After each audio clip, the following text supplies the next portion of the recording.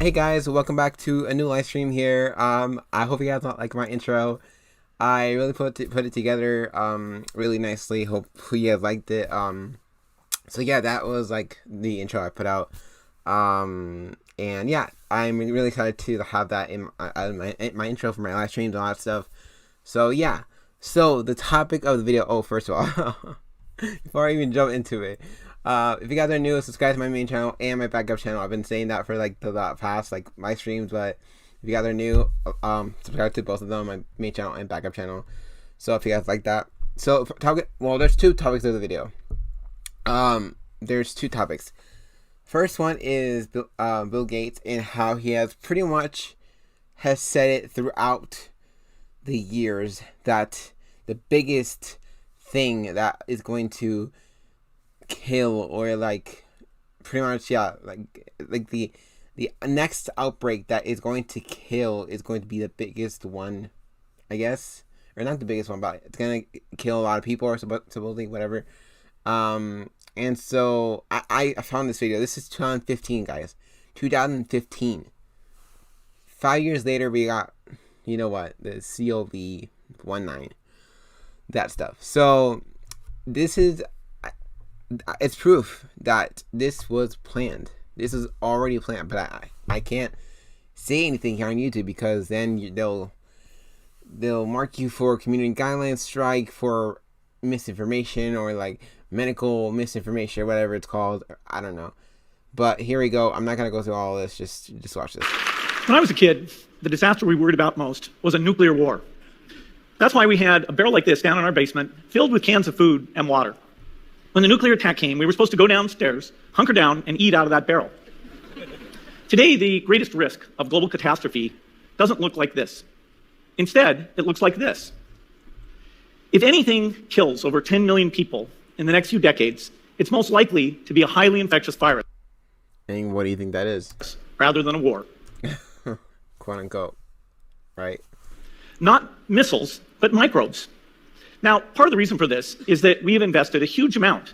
Like, for example, when it first came out and there was like the numbers, right? The COVID-19 cases of like people being infected and all that stuff. Those numbers, I'm pretty sure that those numbers were exaggerated. Well, I could be wrong, but I think those were exaggerated. They were probably like less than half of that. Right, so a lot of this is like just fear mongering you into taking all this stuff seriously and all this stuff. So has it killed people? I guess yes, the elderly has been impacted by it, but the youth not really. I mean, mentally, yeah, mentally we all struggled through it because of the quarantine, the stuff that came out, you know, all that stuff, the lockdowns, all that stuff. Like, it was a disaster because mental health, especially for the kids, teenagers. I especially was dealing with a lot of depression back then. But yeah, it was a lot, especially mental health back then. It was affecting a lot of us because we had to go into quarantine and lockdown and all that stuff.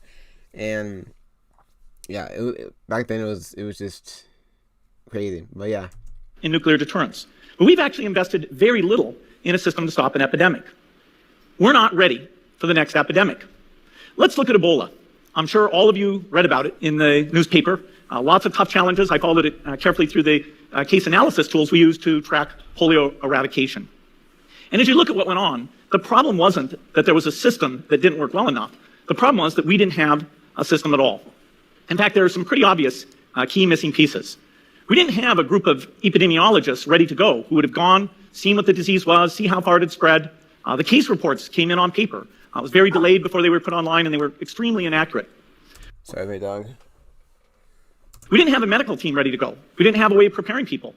Now, Médecins Sans Frontières did a great job orchestrating volunteers, but even so, we were far slower than we should have been getting the thousands of workers into these countries. And a large epidemic would require us to have hundreds of thousands of workers. There was no one there to look at treatment. So it's very interesting, like all this stuff that like we're not ready for the next pandemic or all that stuff. I mean, who is like and this all is just exaggerated, pretty much. Like this big thing that's coming up. Like we're not ready for it. It's gonna kill like millions of people. Like it's just exaggerating to be honest. And this is 2015. Like I guess I get 2015. You see it right here. And 5 years later, boom. What did it hit? What did it hit us with? Approaches. It's all predictive programming. It's all fear mongering, all that stuff. No one to look at the diagnostics. But I can't say anything, right? I can't say anything on YouTube. It's no one to figure out. I'm the bad guy. I'm the one who should be like censored because like I'm misinforming people, whatever. What tools should be used? As an example, we could have taken the blood of survivors, processed it, and put that plasma back in people to protect them. But anyway, that's it. There's one more, especially this one I want to go over. This is like a minute and a half, whatever. But I especially want to go over this one because this is 2018. Again, he's talking about the same thing, but it says here, what could cause in a single year an excess of 10 million deaths? Like, they exaggerate this stuff. Like, it's just crazy. It's just crazy. There's no way that the pandemic killed this many people. Could have killed, like, thousands of people. Okay, I get that. But 10 million? Like, they exaggerate it. Like, I really do. Of all the things that are out there, what could cause an excess in a single year of 10 million deaths? Now, clearly a big war could, and a pandemic, natural or... So a big war. So right now we're at the brink of World War III, right? I think for years we've been saying that we're at the brink, we're at the verge of World War III, where like there's Russia, like I said in the last live stream, Russia, Ukraine, Iran, United States with Russia and all that stuff. Like this is like pretty much we're at the brink of World War III. And we've been saying that for years. It's gonna happen sooner or later. It's not a matter if, it's a matter when. It's just, but so he's saying here, what's what he's saying? 10 million deaths. Now, clearly a big war. So a big war could and wipe a significant amount of people out. Right, so I mean a big war. Okay, understandable. I understand that, but pandemic. He's what he's saying here. Pandemic, natural or created by bioterror. Bioterror. Okay. The natural pandemic, the last gigantic one, was 100 years ago. We are healthier today, but the speed of travel and therefore the speed of global spread that works against us. But in some ways, the bioterror thing scares me the most. All it takes is one small terrorism group. Those groups have used things like anthrax that are non-human to human transmissible, and as yet, thank goodness, they've never been able to build or get their hands on a nuclear weapon. Are you nervous about your own life and what could happen? This thing will get a lot of countries before it gets to the U.S., but even the U.S. has to think about its global health security. He knew about this, that COV whatever was coming. He knew that. He was talking about it before 2020 or before 2019. He was saying even 2018, 2015. Like, it's predictive programming. It's they're telling you the truth, but it's crazy. The government thing. They're telling you the truth, just like Elon Musk with the AI. He's telling you the truth, but like they're putting it out there that it's gonna happen, whatever, and all that stuff. But we're still doing it. Like, it's just like. Yeah, it's crazy. To decide, okay, this is a problem. How do you move resources around? How do you allocate the scarce supplies? And when an epidemic hits, governments having been prepared in advance and going through simulations, that will help them make the decisions that are only in their hands. That's crazy, guys. It's crazy. They know. Like, these governments and big agencies, federal agencies, and all this stuff, and even Bill Gates and these puppets know. They know what's coming because they've been told, because they're puppets. They're controlled by these the government. They're controlled by Hollywood. What's coming, you know? So it's crazy how they're being told this, but like they're not telling you how to be prepared or other stuff. Like it's like, yeah, they're telling you, but they don't tell you like how to be prepared. Like it's just crazy. I don't know. Oh goodness. All right. So the next topic, which is the topic of the video, topic of the live stream, sorry, is the royal family. Sorry. 1 second.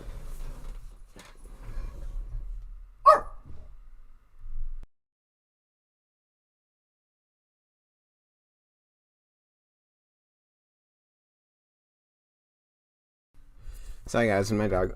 So yeah, the topic of the video is the royal family. So we all know, we're all for the news that Queen Elizabeth has died, whatever, and like now it's Charles who's king or whatever, like whatever. Anyway, so that's that. News is that, you know, the Queen is dead, all that stuff. So yeah, and this is kind of a video of like what's happening. So. And it's crazy how people just make an idol out of her. They make an idol of these royals or whatever, and like they don't even care. They don't even care. We've all known just one queen. They're like one of the wealthiest families in the world, but like they don't care about people. They really don't care. It's just like people idolize them, but they don't even care. She's the person we've always looked up to. She was extraordinary.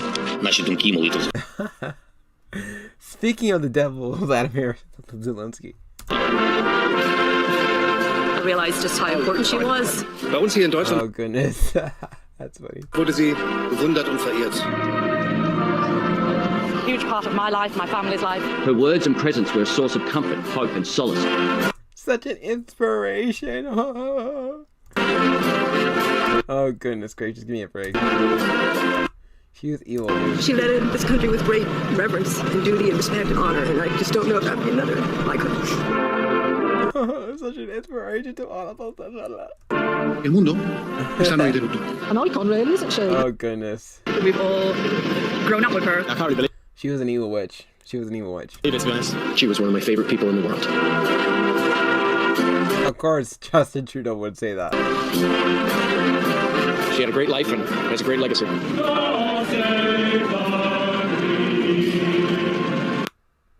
Oh my goodness. Okay. Whatever. Next one was, I think this is no. Oh, this is the video. This is the video where we're talking about Princess Diana, who died in the 90s. So this is the video I found, and we all know that Princess Diana, whatever, quote unquote, died in a car accident. But if you go beyond that, you realize that it was not a car accident. It wasn't an accident at all. It was a murder. Someone, one of the royal family members, like probably, how do you say it? Took a hit, set her up to be killed. Whatever you're going to say. I don't know how to say it. Is that how you say it? Set up to be killed. I guess how you say it. Or got her set up. Whatever. The death of Diana I don't know what I'm saying, sorry. had an impact that was felt across the world. For many, the idea that Yeah, so many people idolize this person. It's insane. It's insane. she could have been killed in an accident seemed impossible. Immediately, You know, those screaming images. rumours began to grow that there had to be more to it. There had to be a conspiracy. Because conspiracy thinking and theorizing is about the idea that everything is connected and everything has a meaning, major figures can't die from trivial events. They have to die because some major causal mechanism has to be in play. But it wasn't just conspiracy theorists who began to have suspicions that something wasn't quite right about Diana's death. Michael Mansfield, the barrister famous for taking on high-profile cases such as It's not really a conspiracy theory if you really think about it. Like, it's not, I mean, if you look it up, like Princess Diana, she wrote, I think she wrote a letter that she was set up, she knew that she was supposedly going to be in a quote-unquote accident, but they're gonna set her up to get her killed or whatever. So death letter, I think it's called. Oops. Yeah, I think that's what it's called. Oh, right here.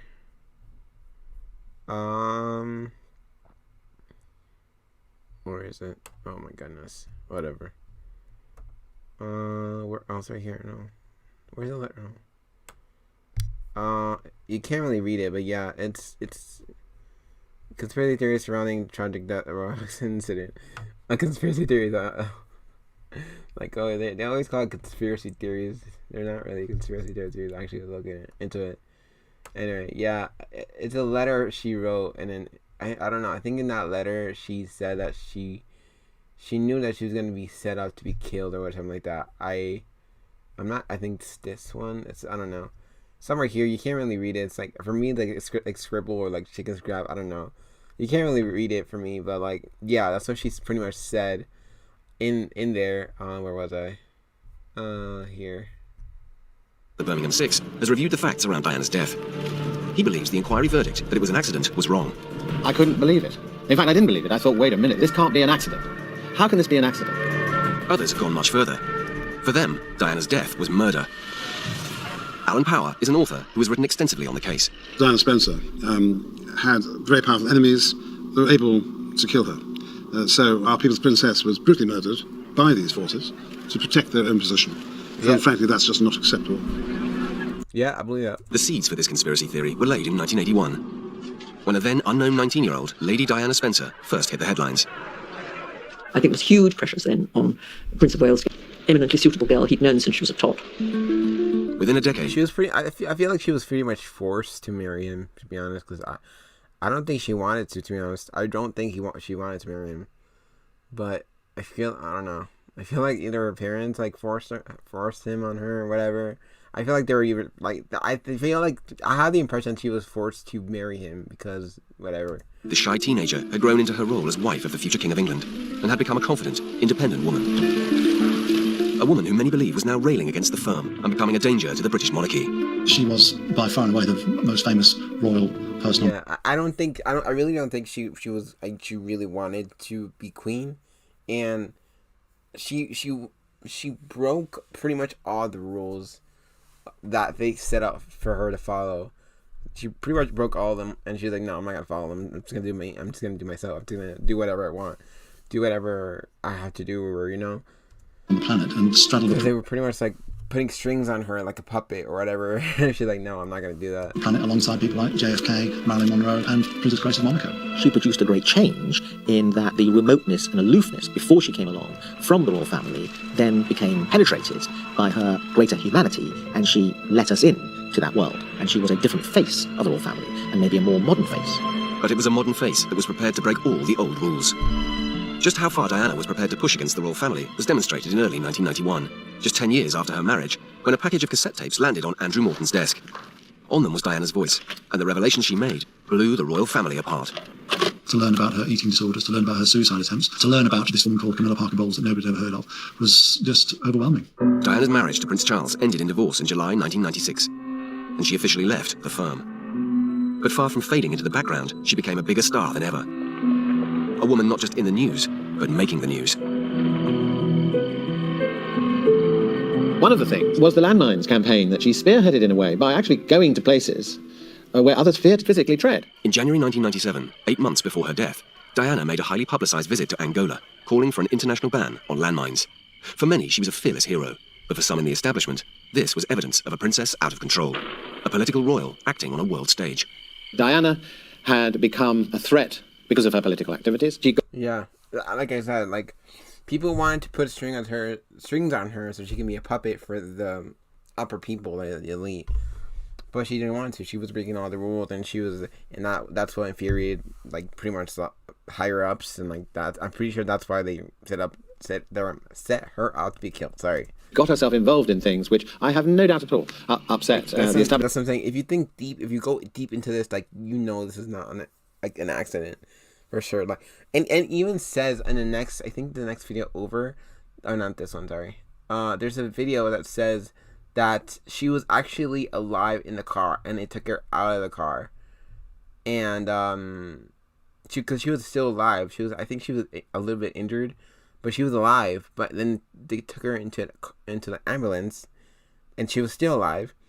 But someone like took her, and then after that, supposedly the news broke out that she died. Whatever, I don't know. There's a video about that. I think I just saw it. I'm not too sure where it is, but it says that she was in the ambulance. She was still alive, and that for some reason, I guess something happened that she died, but I'm pretty sure it was a sacrifice, to be honest. I'm not, I can't like, I gotta be careful what I say here because I can't really say that on YouTube, sorry, but yeah. But the real bomb went off in the summer of 1997, when the newspapers were suddenly full of pictures of Diana in the arms of Dodi Fayed, the Playboy son of the controversial owner. Anyway, I'm gonna skip over. That led to her death, and she may have known it. Alright, sorry. I'm not gonna say that, but look at here. Oh goodness, yeah, they supported those people. They did. Alright, but yeah, that's it. And then also there's like articles on here that if you want to read, go ahead. I'm not gonna read the whole thing though. Prince Charles letters seeking advice from pedo PED. The ped. Jimmy Savile revealed in new documentary, blah blah blah. And then yeah, so they were best buddies, just like his brother, Prince Andrew with Jeffrey Epstein. It's all, yeah, they're all connected, guys. All connected. They're all connected. And what did the Queen really do about it, honestly? Because for Prince Andrew not to become the king or like the heir or whatever king, I mean, he never was the heir, but like never to be king, that was just like a slap on the hand. It really was. Like, she didn't really do anything about it. Like, and then for him to be best buddy with Jimmy Savile, and she not doing nothing about it. Like, she doesn't really care. So this is how evil and corrupt these people are. So if you really think about it, this is how evil they are. But yeah,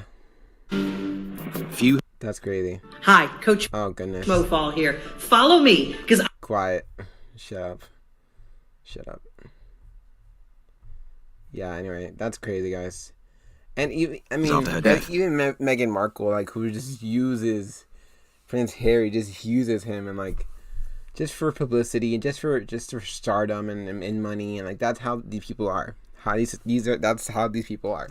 Thought she'd been involved. Money hungry, all that stuff. In anything more than a tragic accident. The level of reaction to Diana's death took everybody by surprise, not least the Spencer family and of course the royal family. Yeah, that's it, guys. I mean, the idolatry is insane. It really is. It really is. It's insane. But that's all, guys. I hope you guys enjoyed this last stream. I know it's a quick one. I just wanted to do this one, a quick one, because after this I'm gonna be busy again for quite a while. But like, yeah, hope you guys enjoyed this live stream. Also, again, subscribe to my main channel, which is The Big Call, and then also The Big Call 2.0. That's just my backup channel. So yeah, that's all, guys. I hope you guys enjoyed this video. I'll see you guys in the next one.